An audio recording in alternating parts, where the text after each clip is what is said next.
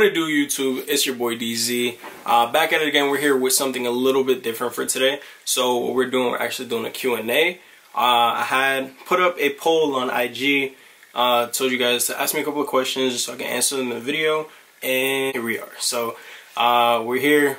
We got IG, and we're gonna go ahead and get into these questions. So first question. I got this question twice, so I'm gonna go ahead and answer it once. But so first question was, what made you go with the STI build? And then the second one was, why an STI out of all cars? Third one was, why the STI?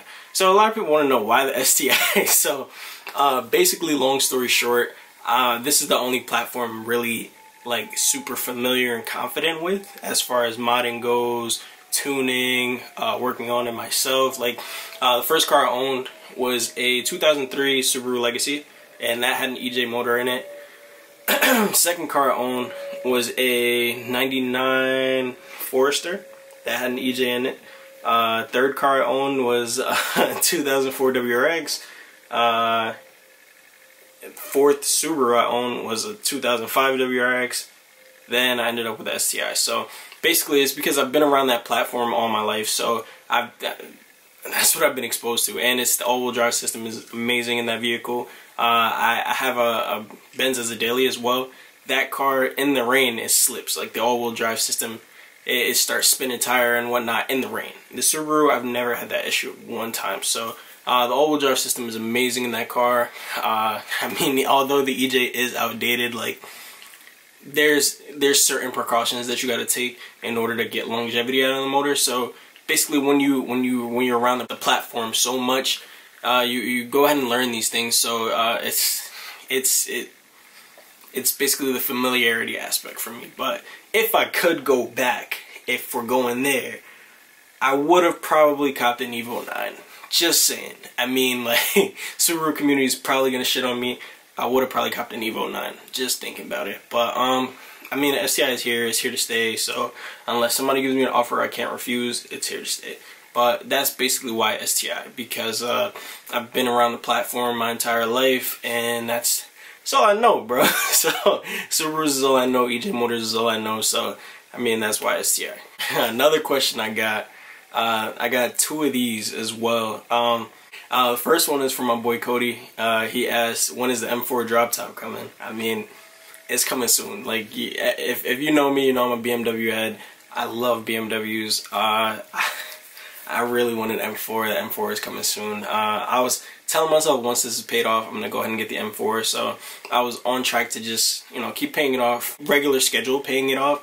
But part of me wants to really get this shit paid off quick, or get it paid off and then fucking sell it, use that as a down payment for the M4. But definitely looking for an F83 or an F82. So if I see one for an offer I can't refuse, might have to get that. So the second M4 question on there, M3 M4 question, coming from my boy Bagged Accord.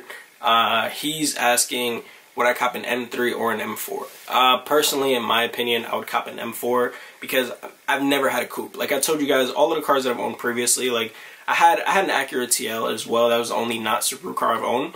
But all of my cars were all four doors. I've never had a coupe before. Like, people be having coupe problems. They say, oh, it's not that lit. Oh, you got people want to be in and out of your backseat. I don't have people in my backseat right now, and I have a four door, so I don't have to worry about that. I'm probably gonna end up just taking the back seats out anyway. So it's a coupe for me. It's definitely the coupe for me.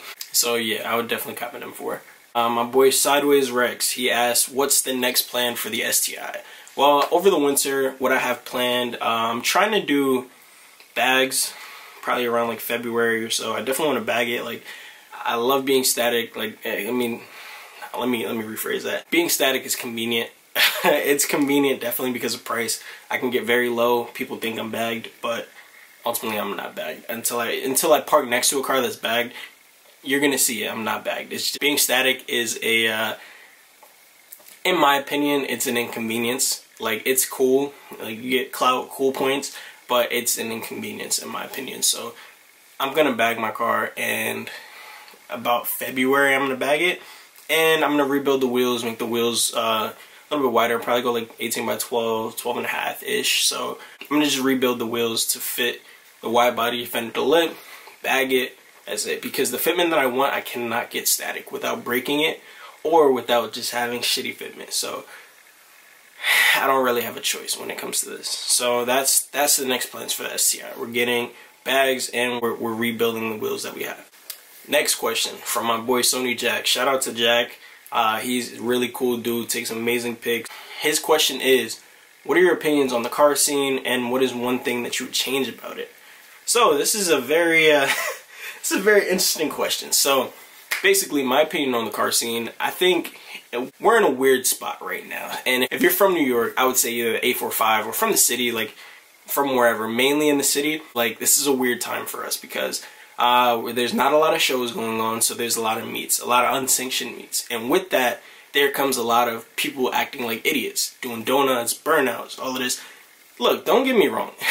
This is where I say I'm in a weird space because I'm old enough to know better, but young enough to see where these kids are coming from. You know what I mean? Like, I don't want to sound like an old head because I'm not an old head. I'm literally in between the age of the young kids acting stupid and the age of the old heads hating on the young kids for acting stupid, and, you know, back and forth. So I see both sides. So as far as the old heads hating on the younger kids for acting stupid, basically I feel like that's just a lack of guidance. So with those kids acting crazy, like if you older heads, instead of complaining and crying all the time, oh, this is why the scene sucks, this is why this and this, why don't you guys collab with some of the younger cats, show them, hey, look, this is how a meet is supposed to be ran.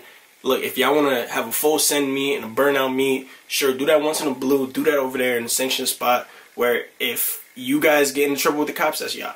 But if we're sitting here having a park and chill, don't make the block hot, bro. Like, you know what I mean? Don't make it hot for everybody. So if we're having a park and chill, have a park and chill. Make sure everybody's on the same page. If anybody acts stupid, go ahead and kick them out or talk to them, let them know, like, yo, we're not doing that here, bro. So basically that's what I think about the car scene right now. We just need the older heads and the younger heads to collide.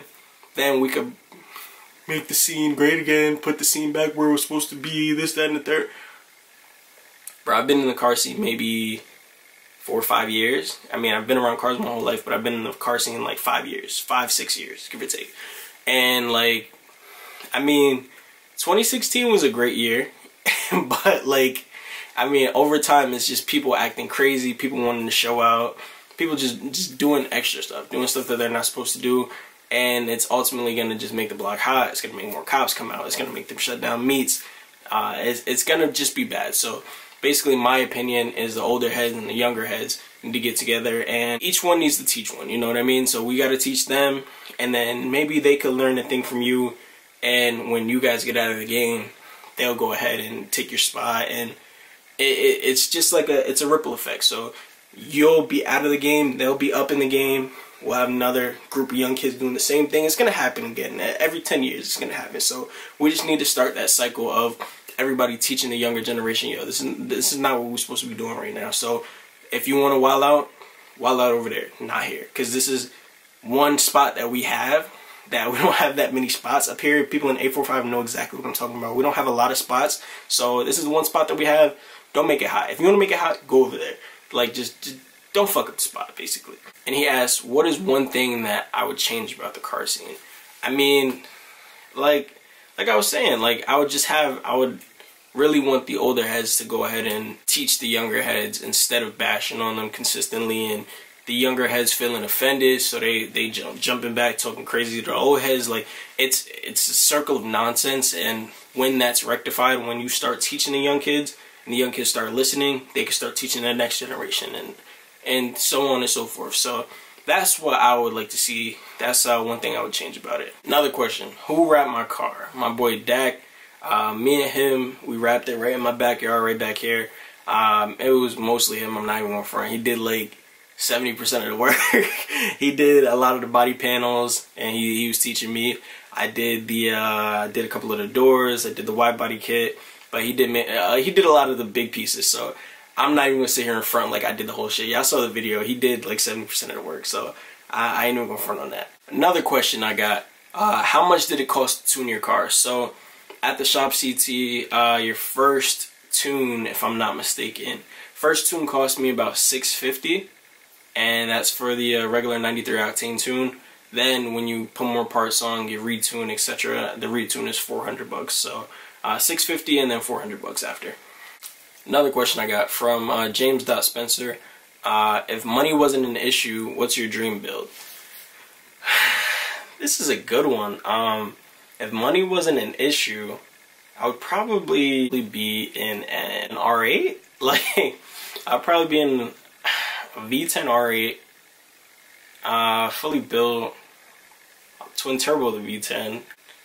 I'm thinking of something I could beat the shit out of every day. I'm not thinking of just like, you know, get like a Pagani or something and, you know, just drive it once a month. Like, I'd probably get an R8. I'd probably get like a V10 R8 and build it fully, flame tune, full send, all of that.